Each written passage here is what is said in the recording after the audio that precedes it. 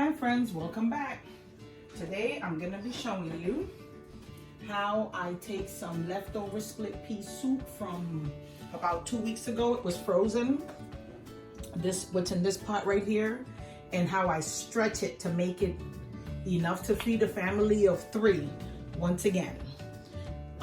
There was maybe about what's half in this pot was left over from 2 weeks ago. I froze, put it in a Ziploc, put it in the freezer, and took it out the freezer yesterday, thawed it out, and now I added it to this stock pot right here, and I just added, to make it get to the point where we at right now, which is about a half a pot full, I just added some chicken broth to it. Now, to bring it up from about, I would say what was left over Ziploc was about half of this, what's in here now. So it was about here. You know, I don't know if you can really see. It probably doesn't make any sense with me pointing at the pot, but just know that it was about half of what's in here now. So what I did with that half that's in there, I just added this whole box. This is a 32-ounce box of chicken stock, chicken broth, and I added it to this, and it brought it up to, this is about a little bit less than a half a pot. And I'm just basically adding things to it just to revamp it at this point.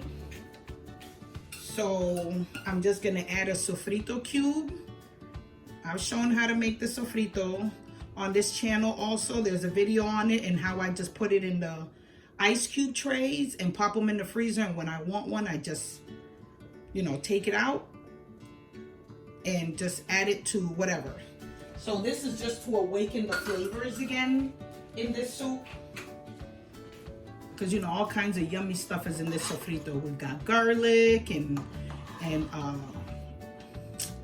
garlic, green onions, culantro, cilantro, green peppers, sweet colorful peppers, not just the green ones, but the orange, reds, and yellows also goes into the sofrito, and tons of garlic. But you know, with that culantro, oh my goodness, that just awakens the flavor of everything. So in this pot, the soup pot, there is carrots, cassava, also known as yuca. I made some little mini dumplings. I'll show you one if I can fish one out of here. There's a little mini dumpling. I just made it out of flour and a little bit of cornmeal. This is a little dumpling. You just throw it in there. And there's some little potatoes. These little potatoes that you would normally use for like a seafood boil. I had some left over and I just peeled them and threw them in there.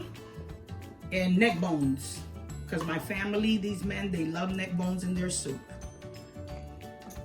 So, yep.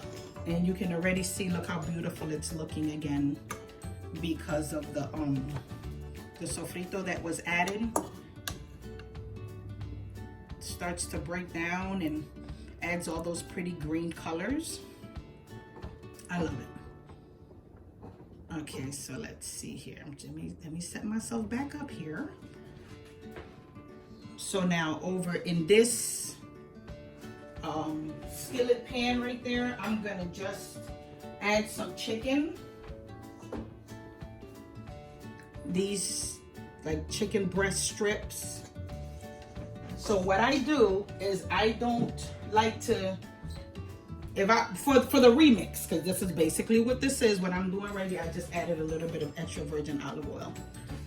For the remix, what I do is I just get some extra, oh, well, we need more of the sizzle, some extra chicken,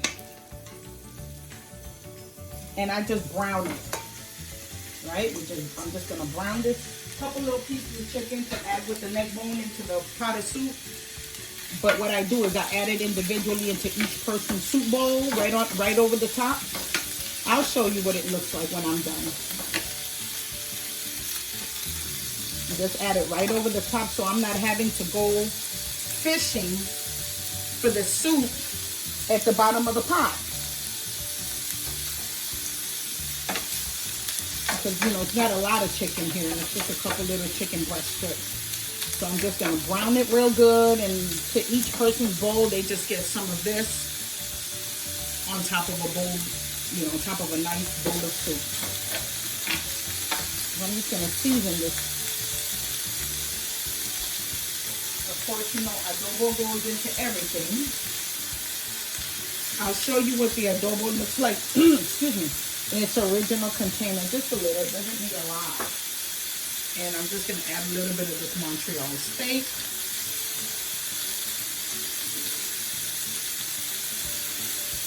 You know, this is not gonna need a lot because the soup is already seasoned, flavorful.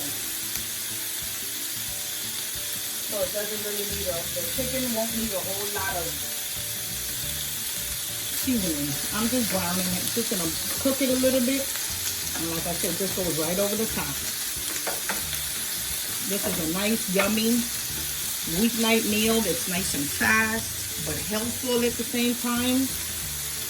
And that's why when I originally made this pot of soup, it was filled to the brim. I mean, it was like to the top. And I make that much because I know we won't finish it all in a matter of a couple of days. So whatever we don't finish in about 2 days, we'll eat it one day and eat it the following day for leftovers. And then I freeze the rest. And the following week, I use it as another weeknight meal. And I just remix it like you just saw me do. So today, all I added extra was the cassava, because it didn't have cassava the first time. I added the cassava and the dumplings. The first time it had the carrots, and it had the potatoes, and of course the chicken. So this time, I added the neck bones, and the dumplings, and the cassava, and these chicken strips are going to go over the top. Whatever you want to put into it, you can add into it. You're remixing it your way. All I'm letting you know is the way I remix it to make it stretch even more, which I just added the chicken stock. Instead of adding